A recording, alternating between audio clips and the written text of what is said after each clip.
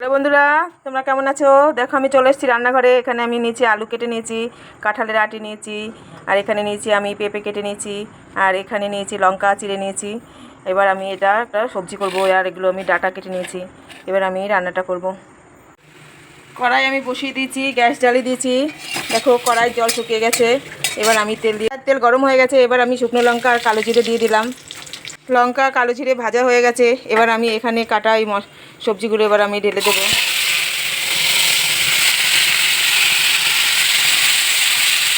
একটু নেড়ে চেড়ে দিয়ে একটু ঢেকে দেবো।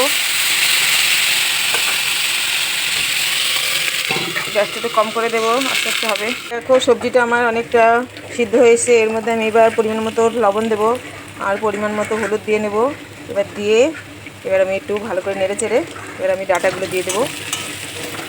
দিয়ে তারপরে অল্প করে জল দিয়ে ঢাকা দিয়ে দেবো।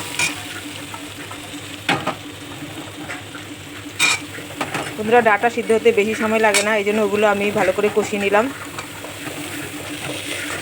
আর একসাথে দিলে কিন্তু একদম ডাঁটা গলে যাবে।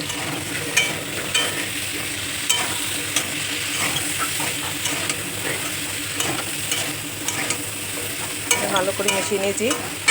এবার দেখো এর মধ্যে আমি একটু জল দিয়ে দেবো, দিয়ে ঢেকে দেবো।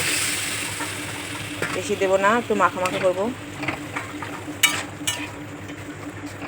এবার আমি সবজিটা একটু ঢেকে দেবো, গ্যাস কম করে দেবো, একটু ফুটলেই সিদ্ধ হয়ে যাবে। তারপর আমি নামিয়ে ফেলবো। দেখো আমার নর্মাল সবজি, আলু দিয়ে ডাঁটা দিয়ে তারপরে পেঁপে দিয়ে সব রকম মিশানো সবজি সুন্দরভাবে হয়ে গেছে, সিদ্ধ হয়ে গেছে, সুন্দর হয়ে গেছে।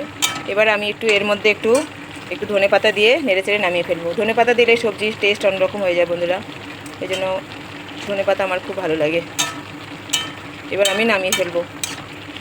বন্ধুরা, তোমাদের ভিডিও যদি ভালো লেগে থাকে অবশ্যই কিন্তু প্রথম থেকে শেষ অবধি দেখবে, আর তোমরা আমাকে একটু সাপোর্ট করবে, পাশে থাকবে, সবাই ভালো থাকবে, ভগবানের কাছে এটাই আমি কামনা করি। এবার আমি নামিয়ে ফেলবো।